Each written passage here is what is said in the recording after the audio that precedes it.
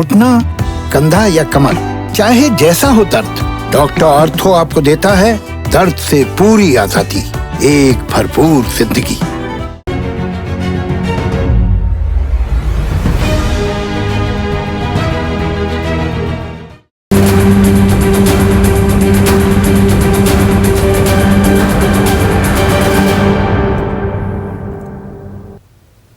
नमस्कार, मैं हूं संदीप चौधरी। आज सबसे बड़ा सवाल में मैं बात करने वाला हूं 26 जनवरी को हुई हिंसा की और 14 दिन की, 2 हफ्तों की। और मैं 14 दिन की बात क्यों करूंगा, ये आगे आपको समझाने वाला हूं। जो 26 जनवरी को गणतंत्र दिवस के दिन देश के दिल, देश की राजधानी दिल्ली में हुआ, उन तस्वीरों से आप भली भांति वाकिफ हैं। गणतंत्र दिवस के मौके पर हमारा गणतंत्र शर्मसार हुआ था। हिंसा हुई, 394 पुलिस वाले जख्मी हुए। लाल किले पर जहां तिरंगा फहराया जाता है, लहराता है, वहां पर निशान साहिब को भी लहराया गया। किसान आंदोलन करने वाले तमाम नेताओं ने इसकी भर्त्सना भी की, निंदा भी की कि जिसने भी ये साजिश की, ये षड्यंत्र किया, उसे गिरफ्तार किया जाना चाहिए, सीखचों के पीछे डाला जाना चाहिए, सख्त से सख्त कार्रवाई हो। लेकिन 14 दिन बीत गए, 14 दिन, और जो मुख्य आरोपी था इस हिंसा का, लाल किले पर निशान साहिब फहराए जाने का, दीप सिद्धू, 14 दिन तक पुलिस को उसका कोई अता पता नहीं लगा। कल देर रात हरियाणा के करनाल से दीप सिद्धू को गिरफ्तार किया गया। लेकिन जो 14 दिन की बात है, उस पर गौर कीजिएगा। कोई भी आरोपी गिरफ्तार करती है पुलिस, और यहां पर संगीन आरोप हैं, देशद्रोह तक के आरोप, तो सबसे पहले अदालत में जाकर 14 दिन की न्यायिक हिरासत मांगी जाती है। और न्यायिक हिरासत क्यों मांगी जाती है? बावजूद इसके कि बेल नॉट जेल, यह हमारे कानून का, हमारी न्यायिक व्यवस्था का फलसफा है कि किसी को भी खामखा जेल में रखने की जरूरत नहीं है। लेकिन न्यायिक हिरासत क्यों दी जाती है? कि जो अभियुक्त है, जो आरोपी है, वो सबूतों के साथ, साक्ष्य के साथ छेड़छाड़ ना कर दे। इसीलिए 14 दिन उसे न्यायिक हिरासत में भेजा जाता है। लेकिन यहां तो पहले से ही जमानत मिल गई दीप सिद्धू को, 14 दिन बाद गिरफ्तारी हुई है।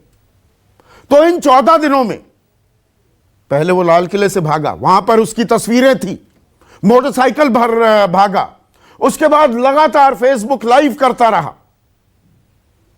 बाद में पुलिस ने कहा कि ये फेसबुक लाइव जो हो रहा है ना, वो वीडियो अपनी एक गर्लफ्रेंड है अमेरिका में, कैलिफोर्निया में, उसको भेज देता और वहां से अपलोड किया जा रहा है।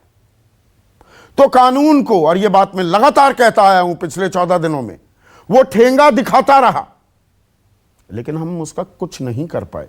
और वो कहीं दूर सुदूर इलाके में नहीं छिपा हुआ था, दिल्ली से महज 125 किलोमीटर की दूरी है करनाल की, वहां से उसे पकड़ा गया। पुलिस कह रही है कि वो बिहार के पूर्णिया पहुंचने की फिराक में था। तो पूर्णिया पहुंचने के लिए पहले हरियाणा से उत्तर प्रदेश से बिहार होते हुए, पूर्णिया क्योंकि बिहार में है, वो वहां पहुंचता। तो हमें उसकी खोज खबर क्यों नहीं लग पाई? और अब क्या इस साजिश, इस षड्यंत्र के तार कहां कहां जुड़े हुए हैं, वो हमें पता लग पाएंगे या 14 दिनों में? बहुत वक्त मिल गया अपनी सारी कॉल डिटेल्स, अपने फोन, अपने डिजिटल फुटप्रिंट्स छिपाने, बर्बाद करने, या उनको हल्का करने का मौका मिल गया क्या दीप सिद्धू को? और मसला सिर्फ दीप सिद्धू तक नहीं थमता है, एक लखा सिधाना भी है। लखा सिधाना कहां है? वो भी लाल किले पर मौजूद था, लोगों को भड़काया बरगलाया जा रहा था, और पुलिस को इसकी जानकारी थी। गणतंत्र दिवस की पूर्व संध्या पर सिंघू बॉर्डर में, जहां पर पन्नू जो जत्था है, उसके मंच से लोगों को बरगलाया गया, कहा गया कि नहीं, मुकरबा चौक से संजय गांधी ट्रांसपोर्ट नगर जो तय रूट था वहां से नहीं जाएंगे, मुकरबा से बाएं मुड़ेंगे, रिंग रोड होते हुए हम लाल किले जाएंगे। इसके वीडियोस अवेलेबल हैं, पुलिस को भी जानकारी थी। लेकिन सिंघू बॉर्डर से 12 किलोमीटर की दूरी पर मुकरबा चौक और वहां से 18 किलोमीटर की दूरी पर लाल किला, ये जाने में कामयाब भी हुए। 12 बजे से ट्रैक्टर परेड होनी थी। जब राजपथ पर हमारे शूरवीर, हमारे बहादुर जवान परेड कर चुके होते तो सही मायने में जय जवान जय किसान चरितार्थ होना था। लेकिन 8:30 बजे ही बैरिकेड तोड़ने की प्रक्रिया शुरू कर दी गई, वो सिलसिला शुरू कर दिया गया। फिर मुकरबा चौक पहुंच गए, वहां से बाएं ले लिया और 18 किलोमीटर का फासला तय करते हुए किसी ने रोका नहीं। क्यों नहीं रोका? इन तमाम सवालों के जवाब दीप सिद्धू दे सकता है, लखा सिधाना दे सकता है। 6 और हैं, उनमें से 2 गिरफ्तार हुए हैं। 50,000 का उन पर इनाम है। यह इनाम भी 1 हफ्ते बाद दिया गया। तो क्या हमें पता लग पाएगा कि असली साजिश करने वाला कौन है? क्या ये किसानों से जुड़े हुए हैं या ये शरारती तत्व थे? ये इस किसान आंदोलन को बदनाम करने वाले थे। और अगर इनके तार किसान आंदोलन के नेताओं से जुड़े हुए हैं तो यह और गंभीर बात हो जाती है, क्योंकि यहां पर 26 जनवरी का जिक्र कर रहे हैं तो 6 फरवरी का भी जिक्र करना पड़ेगा, जब चक्का जाम किया गया। और उस चक्का जाम में इक्का दुक्का जो धक्का मुक्की होती है वो तो किसी भी आंदोलन, किसी भी प्रदर्शन में होता है, लेकिन वो एक शांतिपूर्ण आंदोलन रहा। तो 26 से 6 में ऐसा क्या बदल गया? ये पूछने वाली, तहकीकात करने वाली और समझने वाली बात है। और अभी तक लगभग 150 लोग गिरफ्तार किए जा चुके हैं। पर जिन्हें गिरफ्तार किया गया है, क्या वो बड़ी मछली थे या छोटी मछली को पकड़ लिया? बड़ी मछली अभी भी घूम रही है। एक बड़ी मछली अभी काबू में आई। और यह देश को जानने का हक है कि 26 जनवरी को जो हुआ वो किसने किया। तो दिल्ली पुलिस की जो स्पेशल टीम है, स्पेशल सेल है, उनके वरिष्ठ अधिकारी क्या बता रहे हैं, कैसे गिरफ्तारी हुई और किसान नेता इस गिरफ्तारी पर क्या कह रहे हैं, पहले उसे सुन लीजिए। इसके रोल के बारे में आप लोगों को मालूम है कि इसने 25 जनवरी और 26 जनवरी को जो भीड़ को और जो यहाँ पर जो चल रहा है, प्रोटेस्ट चल रहा है, उनके लोगों को एग्रेशन में लाकर और 26 जनवरी के दिन जो रेड फोर्ट किया है, इसके लिए हमारे केसेस में वांटेड था स्पेशल सेल क्राइम ब्रांच के केस में। और कल रात एक स्पेसिफिक इन्फॉर्मेशन पर लगभग 10:30 बजे के आसपास करनाल के पास से इसको अप्रेंड किया गया है।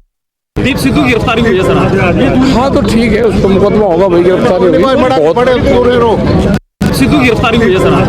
हाँ तो ठीक है, उसको मुकदमा होगा भाई, गिरफ्तारी हुई। ऐसे में आज का सबसे बड़ा सवाल, दीप सिद्धू गिरफ्तार, लखा सिधाना कब तक फरार और किसने रची 26 जनवरी की साजिश? अब होगा पर्दाफाश। चर्चा में मेरे साथ बीजेपी की तरफ से महेश वर्मा, कांग्रेस की राष्ट्रीय प्रवक्ता अलका लांबा, बद्री नारायण चौधरी महासचिव हैं भारतीय किसान संघ के। ये संघ राष्ट्रीय स्वयंसेवक संघ से जुड़ा हुआ है। इस किसान आंदोलन के 76वां दिन है आज आंदोलन का। इस आंदोलन के युवा चेहरा, 12 दौर की जो बातचीत हुई है, सरकार से लगातार बातचीत में ये शरीक थे अभिमन्यु कुहाड़ और 2 एक्सपर्ट्स, यशोवर्धन आजाद सीनियर आईपीएस रह चुके हैं, स्पेशल डायरेक्टर आईबी रह चुके हैं, पुलिसिंग के तमाम चीजें ये जानते हैं। और हमारे देश के फॉरमोस्ट साइबर एक्सपर्ट पवन दुग्गल भी इस चर्चा में जुड़ेंगे। तो यशोवर्धन आजाद, चर्चा में आपसे शुरू कर रहा हूं। और शुरुआत में जो मैंने कहा, कोई बड़ी वारदात होती है, हिंसा होती है, और जैसी 26 जनवरी को हुई, इसका तो हम अंदाजा भी नहीं लगा सकते हैं। कोई भी आरोपी होता है 14 दिन की न्यायिक हिरासत में जाएगा ना। यहां पर तो 14 दिन की जमानत पहले ही मिल गई, 14 दिन बाद गिरफ्तारी हो रही है। साजिश के तार कहां कहां जुड़े हैं वो जो ट्रेल है क्या वो धुंधली हो गई होगी, या ये मैं बड़ी नकारात्मक बात कह रहा हूं अभी? देखिए, दिल्ली पुलिस की जो स्पेशल टीम है काफी योग्य है और मैं समझता हूं ये कॉन्स्पिरेसी के तार निकाल लेगी। लेकिन 3 मुद्दों पर बात करना चाहूंगा। नंबर 1, देखिए, ये तो हमें मालूम था कि सिख फॉर जस्टिस ऐसे आंदोलन में जरूर रुचि लेगा। सिख फॉर जस्टिस ने यह कहा था कि इंडिया गेट पर जो भी फैलाएगा खालिस्तानी फ्लैग उसको $2.5 लाख का ये पर खालिस्तानी फ्लैग नहीं था, ये निशान साहिब का झंडा था। मैं बात कर रहा हूं इंडिया गेट की, मैं रेड फोर्ट की बात नहीं कर रहा हूं। उन्होंने ये कहा था। दूसरी बात जो उन्होंने पहले से जिस पे इंक्वायरी हो रही है वो ये है कि ईडी ये पता लगा रही है कि इन्होंने खालसा एड को कितने पैसे दिए थे। इस पर भी चर्चा पहले भी हो चुकी है और इसलिए सिख फॉर जस्टिस के तार इससे जुड़ने में कोई ऐसी बात, कोई अचंभित होने वाली बात नहीं है। नंबर 2, इसका मतलब ये नहीं कि कोई इंटरनेशनल कॉन्स्पिरेसी खेल रही थी हर जगह से और ग्रेटा थनबर्ग और रेहाना का इसमें कोई भी रोल नहीं है। नंबर 3, ये बात सही है कि आप चाहे कुछ भी कहिए, इसमें जो फार्मर्स के लीडर्स हैं, कुछ लीडर्स, उनके रोल पे फोकस करना जरूरी है और वो बेदाग नहीं निकल सकते हैं। क्योंकि 26 जनवरी के बारे में जब दिल्ली पुलिस ने यह कहा कि किसी भी और दिन आप रैली कर सकते हैं, ये नहीं माने और उन्होंने कहा कि 26 जनवरी को ही रैली करनी है। ना देती दिल्ली पुलिस इजाजत यशोवर्धन आजाद? दिल्ली पुलिस ने जो इजाजत, अगर कोई भी कमिश्नर आता इजाजत नहीं देता, हाँ, लेकिन केंद्र सरकार ने इजाजत दी, यह समझ के कि शायद होल हल्ला होगा, लोग ये कहेंगे कि प्रजातंत्र को कुचला जा रहा है या जो भी उनके तो 9 रूटों पर अगर परेड निकलती है, ट्रैक्टर परेड, 2 रूटों पर हिंसा होती है, 7 जगह शांतिपूर्ण, और इसीलिए मैंने अपने ओपनिंग कमेंट्स में कहा कि सिंघू बॉर्डर से मुकरबा चौक से जाना था संजय गांधी ट्रांसपोर्ट नगर, तय रूट वो था, और 18 किलोमीटर बाएं लेकर ये लाल किले पहुंच जाते हैं। किसान आंदोलन, किसान नेता इसमें शरीक हैं, इस साजिश में कड़ी जांच होनी चाहिए, सख्त कार्रवाई होनी चाहिए, लेकिन दिल्ली पुलिस क्या अपने गिरेबान में उसे झांकने की जरूरत नहीं है? 18 किलोमीटर खुला रास्ता कैसे मिल गया? बिल्कुल बिल्कुल नहीं। देखिए, मैं आपको बता रहा हूं, सवाल यह है 26 जनवरी के दिन मैं करीब 15 साल तक इस अरेंजमेंट के साथ एसोसिएटेड रहा और उस दिन एक भी आदमी किसी भी अन्य कार्य के लिए फ्री नहीं होता है। इसलिए उन्होंने निवेदन किया था, उन्होंने विनय किया था कि इस दिन आप रैली नहीं रखें, और इसलिए उस पे कॉन्ट्रैक्ट साइन हुआ था कि जी हां, हम कुछ ऐसा वैसा नहीं करेंगे, और इसलिए उनके भरोसे ये छोड़ा गया था। हर वक्त ये एक्सपेक्ट करना कि दिल्ली पुलिस हर बैरिकेड पे मुस्तैद रहेगी और उतने बड़े ट्रैक्टर्स को रोकने के लिए कोई फिजिकल बैरियर्स भी नहीं किया जा सकता था unless you shoot at the tyres, और जो कि संभव नहीं था। और इसलिए मैं कह रहा हूं कि सारे दिल्ली पुलिस की व्यवस्था में कोई कमजोरी नहीं थी, आप ये कह रहे हैं? देखिए, इसको एक नैरेटिव के रूप में मत लीजिए। नहीं, नैरेटिव नहीं, मैं सीधे सवाल पूछता हूं यशोवर्धन आजाद। मैं सीधा सवाल आपको ये बोल रहा हूं, उस दिन रेड फोर्ट पर वो पुलिस फोर्स को धकेल के नीचे मोट पे फेंक दिया गया। क्या करती पुलिस? क्या फायर करती? कितने लोगों को मारती? फिर क्या होता उसके बाद? वहां तक इतनी बड़ी संख्या में, इतनी बड़ी तादाद में, मुझे बताइए, मुझे भी दिल्ली में रहते हुए 30 साल का वक्त बीत चुका है। 26 जनवरी या 15 अगस्त को दिल्ली में लाल किले पर हजारों की तादाद में कोई पहुंच सकता है? हजारों की तादाद में बिल्कुल पहुंचता। उस दिन कोई कुछ नहीं कर सकता था अनलेस कि आप फायर करते और 50 आदमी मरते। क्या आप उसके लिए तैयार थे? मैं समझता हूं बिल्कुल सही किया दिल्ली पुलिस ने। अगर लाल किले पे गए, लेकिन कहते हैं लोग तो बच गए, मरे 14 दिन का जो न्यायिक हिरासत में 14 दिन बिताने चाहिए थे, तो सबूत साक्ष्य अभी बिल्कुल ऐसे के ऐसे होंगे, आप ये कह रहे हैं? इसमें क्या सबूत है? इसमें कोई एक्विजिशन और कुछ चोरी किया सामान तो नहीं पकड़ना है। इसमें तो बातचीत की किन लोगों से बात कर रहा था, फोन डिटेल्स होंगी, उसके डिजिटल फुटप्रिंट्स होंगे, क्या वो बचे रहेंगे? मेरी बात सुन लीजिए, इसमें क्या कॉन्स्पिरेसी ऐसी चीज मुझे बताइए ना, क्या है? नहीं, किससे बात कर रहा था ये तो पता लगना चाहिए ना। ये देश हित की बात है, ये देशद्रोह हुआ है यशोवर्धन आजाद, किसने किया? ओहो, अरे आप मेरी बात तो सुन लीजिए। मैं सुन रहा हूं ना। रचना जो होगी उसमें क्या पता लगेगा? यही पता लगेगा कि किसने किससे बात किया। डिजिटल फुटप्रिंट्स हमें मिलेंगे, उसमें एक दो कहते हैं ऑपोजिशन लीडर आएंगे, एक दो कहते हैं वहां से आएंगे, एक दो यहां से आएंगे। अच्छा, ऑपोजिशन लीडर आएंगे, आपको पहले पता है? क्या ऑपोजिशन लीडर ही आएंगे? ऐसा डेसेक्रेशन किया है उसके खिलाफ जो है कार्रवाई करना अति आवश्यक है। क्या वो इतने निरीह प्राणी थे कि किसी के कहने से वो अंदर घुस गया और ट्रैक्टर चला दिया? तो ये पहले से ही आपने ऑपोजिशन का नाम ले दिया और ऑपोजिशन शामिल है तो उनको भी जेल में डालो। लेकिन पवन दुग्गल, एक मिनट, पवन दुग्गल जो कह रहे हैं यहां पर यशोवर्धन आजाद और सीनियर आईपीएस है, पुलिसिंग मैं तो बिल्कुल नहीं जानता पुलिसिंग के बारे में, मैं तो पत्रकार हूं, सवाल पूछना मैं बिल्कुल जानता हूं और पीछा नहीं छोड़ता हूं सवालों में। 14 दिन का जो ये वाकया, जो ये वक्त बीत गया, इसमें सब कॉल डिटेल्स, क्या उनके साथ छेड़खानी नहीं हो सकती, किससे बातचीत हुई, किससे राब्ता कायम किया जा रहा था, जो ये डिजिटल फुटप्रिंट्स लास्ट टाइम आप आए थे, फेसबुक लाइव हो रहे थे और हम पता नहीं लगा पा रहे थे, सब कुछ रिट्रीव हो जाएगा जितनी आसानी से यशोवर्धन आजाद कह रहे हैं? देखिए, रिट्रीव करना चाहे तो कर सकते हैं, लेकिन जितना देर करते जाएंगे उतना रिट्रीव करना और मुश्किल होता जाएगा। तो 14 दिन तो बीत गए ना, 14 दिन बीत गए, गणतंत्र दिवस की पूर्व संध्या और 22, 23, 24 या उससे पहले दीप सिद्धू किसके संपर्क में था, किससे बातचीत कर रहा था, वो रिकॉर्ड्स खंगालने अब क्या मुश्किल हो जाएंगे? देखिए, अब जैसे जैसे समय बीतता जाएगा वैसे वैसे इलेक्ट्रॉनिक पद्धतियों को निकलना मुश्किल होता जाएगा, वैसे वैसे उसको टेम्पर करना आसान हो जाएगा और वैसे ही वैसे मुझे लगता है इन लोगों तक अल्टीमेटली मुकदमे करके कन्विक्शन लेना मुश्किल होता जाएगा। बिकॉज इलेक्ट्रॉनिक एविडेंस एक ऐसा प्रकरण होता है, बहुत जल्दी इवेपोरेट हो जाता है अगर आप उसे सही तरीके से उठाते नहीं हैं और अगर सर्विस प्रोवाइडर उसको सही तरीके से देता नहीं है। और अब तो उच्चतम न्यायालय ने इलेक्ट्रॉनिक एविडेंस को लेकर कानून के जो सिद्धांत हैं उनको परिभाषित कर दिया है।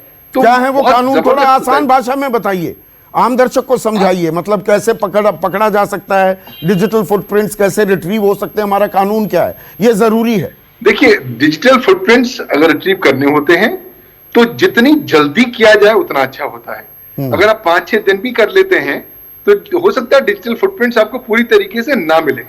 दूसरी बात, डिजिटल फुटप्रिंट्स जब आप उठाते हैं या सबूत उठाते हैं तो कानून और उच्चतम न्यायालय कहता है कि आप छेड़खानी नहीं करेंगे, कुछ अदल बदल नहीं करेंगे, कोई टेम्परिंग, ऑल्टरेशन, मैनिपुलेशन नहीं करेंगे। अगर आप वो करते हैं तो आपका जितना भी इलेक्ट्रॉनिक एविडेंस है उसको कूड़ेदान में अदालत डाल देती है, उसको कोई भी कंसिडर नहीं करता। तीसरी बात, अगर आपको एविडेंस मिल भी जाए तब भी आपको सर्टिफिकेशन की जरूरत पड़ेगी कि यह सर्टिफाई किया जाए कि यह सही तरीके से किया गया है। और चौथी बात, जो सर्विस प्रोवाइडर हैं उनसे आपको विशिष्ट तौर पर तमाम सारी चीजें लेनी पड़ेंगी। और चलिए ले भी लिया आपने, आपको बिंदु डॉट्स जोड़ने पड़ेंगे कि अल्टीमेटली ये वही व्यक्ति हैं जिन्होंने काम किया था और कोई और व्यक्ति नहीं है और इसलिए उनको सजा मिलनी चाहिए। तो मुझे लगता है कि कहने की बातें बहुत आसान है, प्रैक्टिकली उसको लेना दिक्कत हो जाती है। अगर 14 दिन गुजर गए हैं तो आप यकीन मान लीजिए कि इस तरह के एविडेंस अब आना थोड़ा मुश्किल हो जाएगा और अगर मुश्किल होगा तो सजाएं भी मिलनी मुश्किल हो जाएंगी। एक और बात, क्योंकि आप वकील भी हैं पवन, जो यशोवर्धन आजाद ने बात कही, खालसा एड और ये खालिस्तानी ताकतें फंडिंग कर रही थी, अब उसके साक्ष्य दिख रहे हैं, ये एक नैरेटिव भी बिल्ड हो रहा है। लेकिन हम पलटकर अगर देखें, देखो भीमा कोरेगांव में कुछ होता है, हिंसा होती है, शाहीन बाग में प्रदर्शन होता है, यहां पर उत्तर प्रदेश में एक मासूम के साथ बलात्कार किया जाता है, उसकी मौत हो जाती है, अंतिम संस्कार भी नहीं हो पाता, तो वो विदेशी फंडिंग की बात आ जाती है सीधे सीधे कि विदेशी फंडिंग है। वो आरोप लगते हैं वो भीमा कोरेगांव में विदेश से कहां से फंडिंग आई आज तक वो पता नहीं लगा, वो आरोप बन जाते हैं, ब्रेकिंग न्यूज चल जाती है और उसके बाद बात खत्म। देखिए, ब्रेकिंग न्यूज होना एक और बात है, चलिए आपने आरोप लगा दी, अच्छी बात है, बट अल्टीमेटली आरोपों को सिद्ध तो आपको करना पड़ेगा ना। और अगर आप सिद्ध नहीं कर पाएंगे तो लोग छूट जाएंगे, क्योंकि कानून हमारा कहता है कि हर आदमी जो गुनहगार है वो छूट जाए, कोई दिक्कत की बात नहीं, लेकिन जो इनोसेंट आदमी है वो जो उसे जेल में नहीं डाल देना चाहिए। और अब क्योंकि इस तमाम सारे मामले में ये बहुत सब स्पष्ट हो गया है कि इलेक्ट्रॉनिक माध्यम का बहुत जबरदस्त इस्तेमाल किया गया, कुछ यहां से किया गया, कुछ बाहर से किया गया। अब कहां किया गया, किस तरह से ये लाइव वीडियोस बनाए गए, अपलोड किए गए, कहां से उसका अल्टीमेट प्रसारण हुआ, ये बात को लेकर क्लैरिटी नहीं है। अब वो बातें ये सर्विस प्रोवाइडर्स देंगे। ये सर्विस प्रोवाइडर्स भारत के बाहर मौजूद हैं, उनसे डेटा लेना स्वयं अपने आप में चैलेंज है। तो अगर आपने डेटा ले भी लिया तो उसको आपको अदालत में सही प्रोड्यूस करना पड़ेगा। तो मुझे लगता है कि अभी हम बहुत सनसनीखेज हेडलाइंस तो बना पाएंगे, लेकिन अल्टीमेटली जैसे जैसे मुकदमे सामने आएंगे और प्रोसिक्यूशन होगी, शायद इस तरह के इलेक्ट्रॉनिक एविडेंस पुलिस साबित ना कर दिखाए। और अगर वो ना कर लखा पाए सिधाना भी अभी फरार है। पवन, लखा सिधाना फरार है। वीडियो अपलोड किया था 3 दिन पहले, आप मेरे कार्यक्रम में आए थे, वीडियो अपलोड किया उसने बाकायदा। लखा सिधाना का अभी कोई नामो निशान नहीं है। तो देखिए, अब जैसे जैसे समय गुजरता जाएगा, जो इलेक्ट्रॉनिक पदचिन्ह है उसको लोग मिटाते भी चले जाएंगे। क्योंकि देखिए आजकल बहुत सारे फ्री टूल्स अवेलेबल हैं जिसका इस्तेमाल करते हुए वो रिट्रीव नहीं हो सकते। वो रिट्रीव, मैं मिटा दूं कुछ ट्रेल, क्या वो रिट्रीव हो सकती है? कुछ हद तक तो हो सकते हैं अगर हमें सर्विस प्रोवाइडर की कोऑपरेशन मिले। लेकिन अगर ये डार्कनेट से इस्तेमाल करेंगे, यानी कि उस इंटरनेट के एरिया से जहां पे आपको संपूर्ण अनोनिमिटी है, तो वहां से सबूत एकत्रित करना लगभग असंभव हो जाएगा। और अगर वो होगा तो फिर सजाएं नहीं हो पाएंगी, मुकदमे जरूर होंगे और वो कहीं ना कहीं इनकंक्लूसिव रह जाएंगे। तो कठिन डगर होती जाएगी जैसे जैसे वक्त बीतता है। लेकिन यशोवर्धन आजाद ने गंभीर सवाल उठाए हैं अभिमन्यु कोहाड़, खालसा एड की फंडिंग के। किसान जो नेता थे, आपने बाकायदा आश्वासन दिया था लिखित कि कोई हिंसा नहीं होगी। वो कह रहे हैं किसानों की मिलीभगत, आपके आंदोलन की मिलीभगत के बगैर गणतंत्र दिवस पर जो हुआ वो नहीं हो सकता था। सबसे पहले तो मैं दिल्ली पुलिस की स्पेशल सेल को बधाई देना चाहता हूं। उन्होंने लेट ही सही लेकिन मुख्य आरोपी को गिरफ्तार किया। दूसरी बात संदीप जी, मेरे 4 सवाल हैं। पहली बात यह है कि हमने जब विज्ञान भवन के अंदर बैठक होती थी तो हमारे नेताओं ने बार बार सभी मंत्रियों को कहा कि भाई जो ये सिख फॉर जस्टिस नाम से इस जैसे संगठन जो उल्टे सीधे बयानबाजी कर रहे हैं, हमारा इनसे कोई लेना देना नहीं है, इनकी जांच की जाए और ये किसी तरह की कोई अव्यवस्था ना फैला पाए, ये सुनिश्चित करना सरकार का काम है। लेकिन सरकार ने समय रहते उनके ऊपर कार्रवाई नहीं की। और दूसरी बात संदीप जी, हम तो ये मांग कर रहे हैं दीप सिद्धू का कॉल रिकॉर्ड था वो सार्वजनिक कर दिया जाए पूरे देश के सामने। ये सब कुछ सबको मालूम चल जाएगा कि वो किनके संपर्क में था और किनके इशारे पर उसने काम किया। हम ये बार बार ये बात स्पष्ट कर चुके हैं कि हमने बहुत पहले से ही दीप सिद्धू को अपने आंदोलन से अलग कर दिया था। पर वो 300 मीटर की दूरी पर था ना, सिंघू बॉर्डर पर मौजूद था ना, गणतंत्र दिवस की पूर्व संध्या पर। संदीप जी, जहां पे बैरिकेडिंग लगे हुए उससे आगे एक और स्टेज है, वो वहां से सुबह निकला है, जल्दी वो हमारी स्टेज से नहीं निकला। मालूम है मुझे, वो सतनाम सिंह पन्नू का जत्था है। जी, मैं दूसरी बात एक और पूछ रहा हूँ जी। कल प्रधानमंत्री जी कह रहे थे कि ये आंदोलन जीवी है। ये मैं आपको दिखा रहा हूँ, ये दीप सिद्धू की फोटो है प्रधानमंत्री के साथ और भाजपा के सांसद सनी देओल के साथ। तो हम भी ये बात पूछ रहे हैं, क्या ये दीप सिद्धू भाजपा जीवी है क्या? जो इसके भाजपा के सभी नेताओं के साथ फोटो है, अमित शाह के साथ फोटो, नरेंद्र मोदी जी के साथ फोटो है, भाजपा सांसद सनी देओल के लिए इन्होंने प्रचार किया। और 2-3 बातें और जो यशोवर्धन जी कह रहे थे, हम जानना चाहते हैं कि भाई जिस रास्ते में हमें जाना था उस दिन 26 तारीख को, मैं सिंधु बॉर्डर की बात करूं तो हमें मुड़ना था संजय गांधी ट्रांसपोर्ट नगर की तरफ। जहां पे मुड़ना था वहां पे तो बैरिकेडिंग लगी हुई थी, और जहां हमें नहीं जाना था, जहां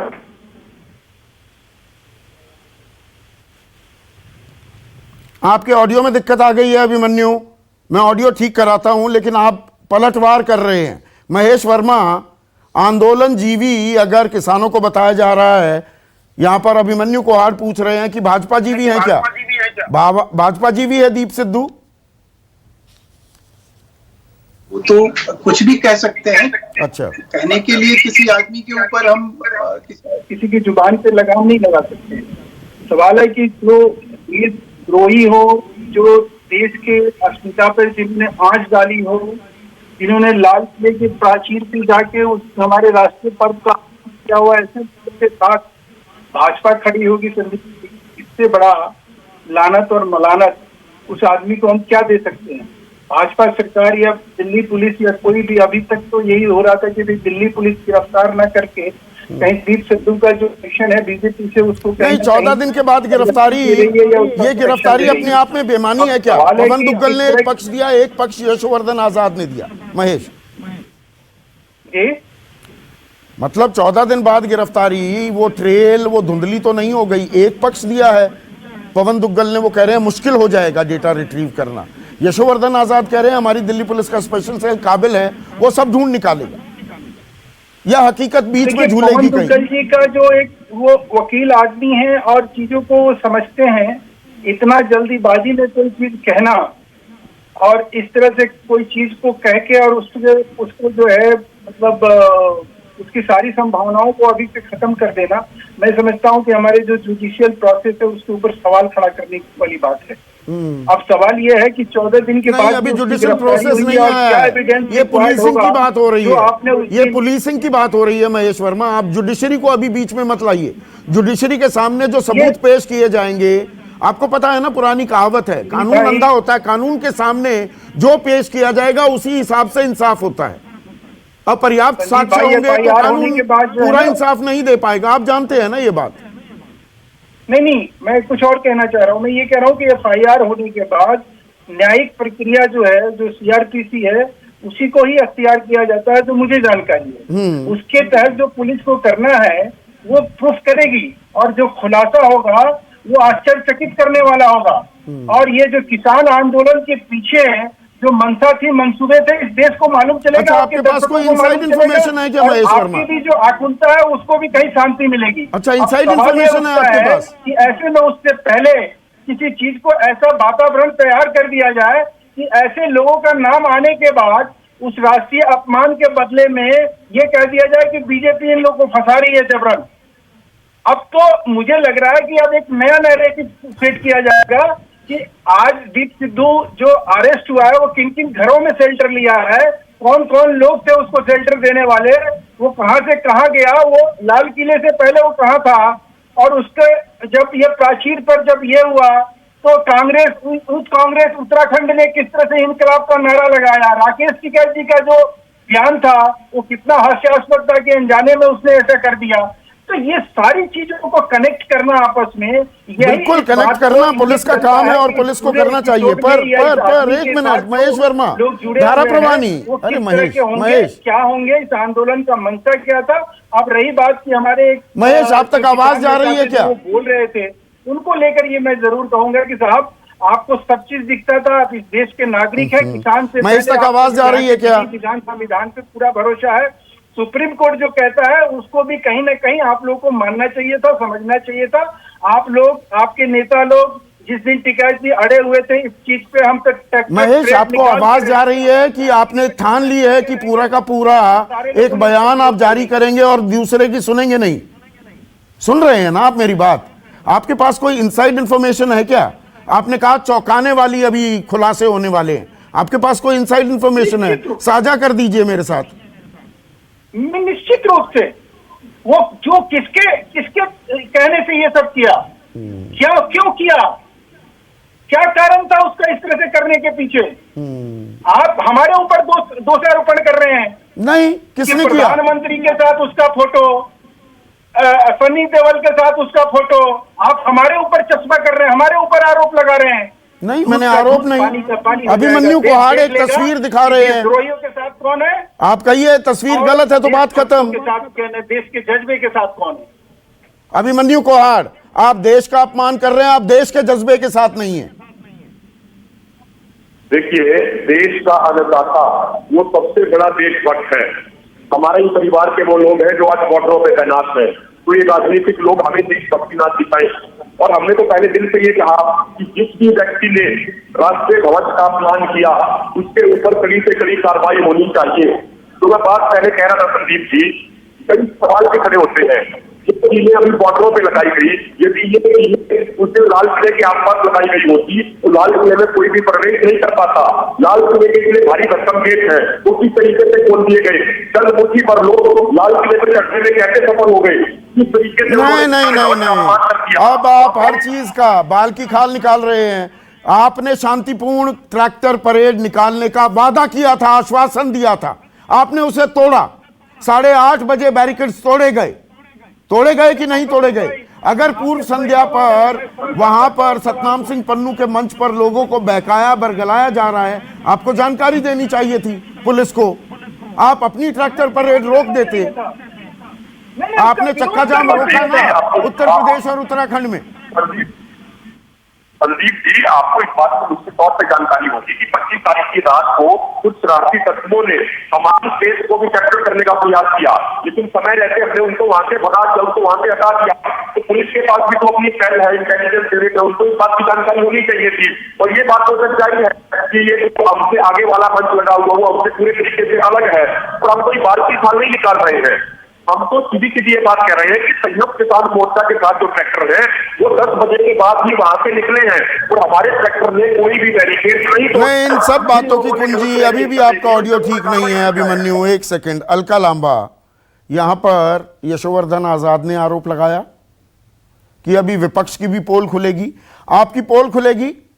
आप संपर्क में थे, आप तैयार हैं पोल खोल के लिए? यही बात महेश वर्मा कह रहे हैं। आप लोग बरगला रहे थे किसानों को। दिल्ली में हुआ, दिल्ली पुलिस की उपस्थिति में हुआ। 14 दिन से दीप सिद्धू तो नहीं पकड़ा गया, किसकी वजह से नहीं पकड़ा गया? और ये दिल्ली पुलिस सीधा किसके प्रति जवाब दे? ये गृह मंत्री जी के प्रति, और उन्हीं गृह मंत्री जी के साथ दीप सिद्धू की फोटो थी। अब मैं आती हूँ अपने एसएचओ जीरकपुर, पंजाब से पकड़ा गया है। नहीं, करनाल बता रहे हैं। DCP special cell Sanjeev Yadav कह रहे हैं करनाल से पकड़ा गया कल देर रात। अच्छा, अब उन्होंने करनाल का है। अभी तक जीरकपुर के जो एसएचओ का बयान ट्विटर पे चल रहा है, उन्होंने कहा जीरकपुर से अगर कहते हैं तो हमें कोई सूचना नहीं थी, हमें कुछ नहीं बताया गया। हाँ। नहीं, अच्छी बात है करनाल से पकड़ा गया। बात अब ये है कि 14 दिन के बीच में जो सबूतों के साथ छेड़छाड़ हुई है, क्योंकि सबूत के आधार पर ही सजाएं होंगी, कार्रवाई बढ़ेगी। वो सबूत तो आपको भी पता लग गया, चर्चा में नष्ट कर दिए गए हैं। और दूसरी बात, आपके एक प्रवक्ता भाजपा के बता रहे थे कोई चर्चा नहीं हुई, मुश्किल हो जाएगा रिट्रीव करना। नहीं, हाँ, मैं वही तो कह रही हूँ, सबूतों के साथ छेड़खानी तो हुई है ना। अब आप 14 दिन के अंदर ये खुलासा कर दीजिए वो कहाँ ठहरा, किस किस के साथ ठहरा, किस किस से संपर्क में था फोन के, सारी जांच तो उसी पर है ना। वो तो चार्जशीट में आएगा ना, उसके लिए इंतजार करना पड़ेगा। नहीं, इंतजार तो हम करेंगे। 14 दिन से अरेस्ट का इंतजार किया है, हम तो कह रहे हैं ना, हम अभी और इंतजार कर लेंगे। लेकिन एक बहुत बड़ा षड्यंत्र था, 14 दिन में पूरी कोशिश हुई है, वरना दिल्ली पुलिस इतनी सक्षम है, एक दिन में गिरफ्तार कर सकती थी। ये 14 दिन का जो समय लेना अपने आप में एक बड़े षड्यंत्र को जो है उसको ढकने का काम करने की कोशिश थी, वरना पहले कर पाता।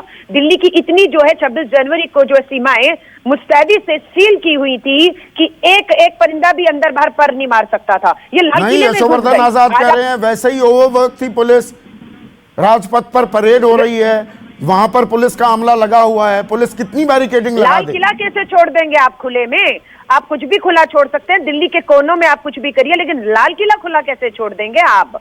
मैं वहां की विधायक रही हूं, मैंने कभी इस तरह से खुले में 26 जनवरी 15 अगस्त को कभी ऐसा नहीं देखा जिस तरह से इस बार लाल किले को खुला छोड़ा हुआ था। और सिर्फ एक षड्यंत्र था जिसे ये साबित करना चाहते थे ये खालिस्तानी है। और उस एक कांड से इन्होंने पूरी कोशिश की। खालिस्तानी समर्थकों ने रियाना को पैसे दिए, यहाँ पर फंडिंग हो रही है, ये इसके दावे किए जा रहे हैं ना पुलिस की तरफ से, उनके सूत्र लगातार ये खबर बता रहे हैं हमें। फंडिंग तो हाथरस में बलात्कार में कहा था 100 करोड़ हुई है, 50 करोड़ मॉरिशस से ट्रांसफर हो चुका है। सुप्रीम कोर्ट में आकर पुलिस ने कह दिया जी ऐसी कोई सबूत ही नहीं है, ये तो मुख्यमंत्री ने अपनी प्रेस कॉन्फ्रेंस योगी आदित्यनाथ जी ने बस बोल दिया था। अब यहाँ पर 18 करोड़ है, वहां 100 करोड़ है। नागरिकता आंदोलन में भी करोड़ों की फंडिंग हुई थी, किसको सूली पर चढ़ा दिया? आज 1 साल होने वाला है, बताएं तो सही हमें। सारे सबूत इनके पास, सारे षड्यंत्र, देश विरोधी ताकतें, लेकिन सजा सूली पर कितनों को चढ़ाया जो देश के खिलाफ षड्यंत्र कर रहे थे। वो सब इन्हीं के लोग मिलते हैं और बच के निकल जाते हैं। नहीं, षड्यंत्र किसी ने भी किया हो सब जेल के पीछे जाने चाहिए, पर्दाफाश होना चाहिए कि नहीं? अलका लांबा, 7 साल से कितने लोग गए, क्यों नहीं गए, कौन बचा रहा है, क्यों बचा रहा है, ये सवाल तो खड़े रहेंगे ना। 7 साल कम नहीं होते। आपने इतने गंभीर आरोप लगाए, खासतौर से विपक्ष के ऊपर मैं कहूंगी, और आज उसी प्रधानमंत्री नरेंद्र मोदी जी के आंसू कांग्रेस के एक नेता गुलाम नबी आजाद लिए बह रहे थे। आप समझ रहे हैं, आरोप ये जितने मर्जी लगाएं, सच्चाई इन्हें पता है कि सच्चाई कांग्रेस की क्या है, जिसके लिए बद्री नारायण चौधरी, क्या 26 जनवरी को जो हुआ और किसान आंदोलन पर गंभीर सवाल उठे, आप इस किसान आंदोलन का हिस्सा नहीं है पर आप किसान हैं, आप तो मन से तन से किसान हैं, आप एक किसान संघ के महासचिव भी हैं, हकीकत सामने आएगी बद्री बाबू?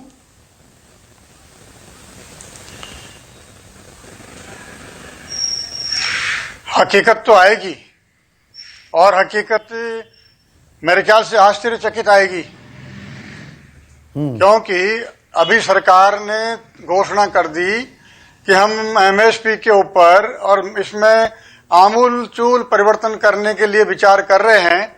तो मेरा तो अभी भी निवेदन है किसान नेताओं से कि वो सरकार के साथ बैठ करके एमएसपी लें, देश भर का किसान उनके पीछे खड़ा हो जाएगा। ये जिस ढंग से राजनीतिक पार्टियों के माध्यम से और देश भर में घूम रहे हैं, उसमें एक पॉलिटिकल पार्टी के लोग इकट्ठे होंगे, लेकिन पूरी पार्टियों को छोड़ करके भी किसान इकट्ठा हो सकता है अगर ये ईमानदारी से काम करें। एक मिनट, अलका बीच में नहीं, देखिए बीच में नहीं, सबको मौका मिलता है। विपक्ष काम कर रहा उसको बोलिए बद्री बाबू, आप बोलिए। पर्दे के पीछे हमारे नेता भी देख लें, थोड़े आंख खोल के। हमारे नेताओं को भी, किसान नेताओं को भी हमें बार बार अनुनय विनय करते आए हैं, लेकिन जब कहते हैं पाकिस्तान ने 308 ट्विटर हैंडल खोले तो वो कहते हैं हमको पाकिस्तानी कहते हो। जब हम कहते हैं खालिस्तान की खबरें आ रही है बुरी बुरी तो वो कहते हैं हमको खालिस्तानी कहते हो। ऐसे हर बुराई को अपने ऊपर क्यों ओढ़ लेते हैं वो।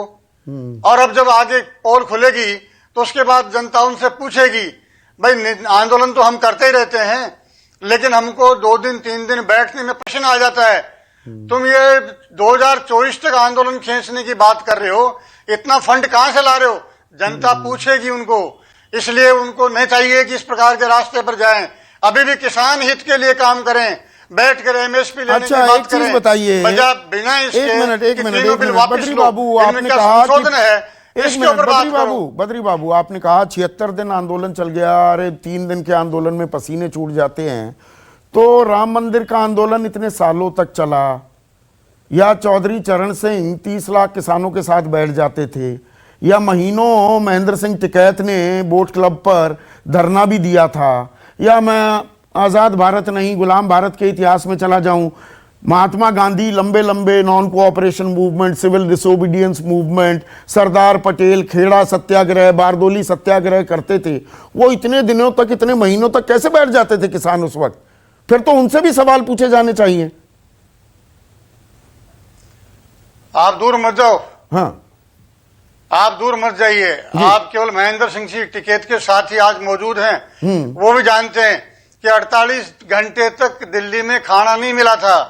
उसके बाद चौधरी चरण सिंह ने उनके लिए खाना भिजवाया था, पानी भिजवाया था। इसलिए ऐसा नहीं है कि इतने लंबा 3-3 महीने आंदोलन चलाओ। तो और ये तो दिल्ली के बॉर्डर पर बैठे हैं, गांव देहात से आ रहा है खाना, किसान के पास कि नई फंडिंग हो रही है विदेश से।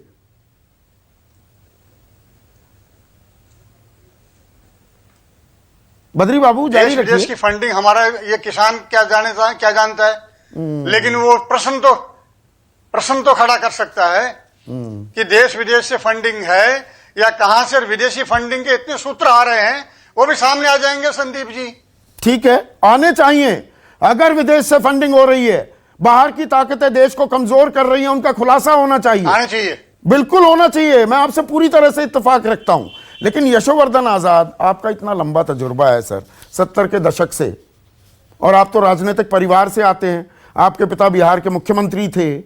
ये 70 के दशक से जो ये चल रहा है ना कि उस वक्त कोई विरोध हो जाए तो CIA के एजेंट होते थे, कोई KGB का होता था, फिर कोई पाकिस्तान परस्त होता था। ये आज भी वही नैरेटिव चल रहा है, कोई भी आंदोलन हो जाए। और इसीलिए मैंने भीमा कोरेगांव और हाथरस और शाहीन बाग सबका जिक्र किया। हर जगह कहीं ना कहीं विदेशी ताकत आ जाती है और निकलता कुछ नहीं है। देखिए, जहां तक मैंने पहले ही कहा, जहां तक इंटरनेशनल कॉन्स्पिरेसी की बात है, ये बिल्कुल बेबुनियाद है, ऐसी कोई बात नहीं है। दूसरी बात जो मैंने कही, जरा ध्यान से सुन लीजिए, बड़ी कृपा होगी, वो ये है, मैंने ये कहा कि इस तरह का एजिटेशन जो जहां से पंजाब के फार्मर्स आए हुए हैं, वैसे एजिटेशन में चाहे खालिस्तानी एलिमेंट्स हो, चाहे सिख फॉर जस्टिस हो, उनका इंटरेस्ट लेना लाजमी है, ये एक्सपेक्टेड है। और अगर उन्होंने थोड़ी फंडिंग करने की कोशिश की या की है, जिसको कि ईडी अगर इन्वेस्टिगेट कर रहा है, वो भी उसमें हमें कोई अचंभा नहीं होना चाहिए। और इस चीज को, इसका मतलब ये नहीं कि इंटरनेशनल कॉन्स्पिरेसी से ये एजिटेशन चल रहा है। नंबर दो में जो मेरा कहना है कि किसान के जो लीडर्स थे, मैं ये नहीं कह रहा हूं उन्होंने जान के ये करवाया सारी चीजें, कुछ लीडर्स ने जिन्होंने सबने आश्वासन दिया, कुछ लीडर्स ये जानते थे कि उनके कंट्रोल में सारे एलिमेंट्स नहीं हो सकते। अगर आप 5000 ट्रैक्टर्स की परमिशन ले रहे हैं तो ये लाजमी है कि आपका कंट्रोल नहीं हो सकता 100%, क्योंकि कोई ये आर्मी या पुलिस यूनिट तो है नहीं।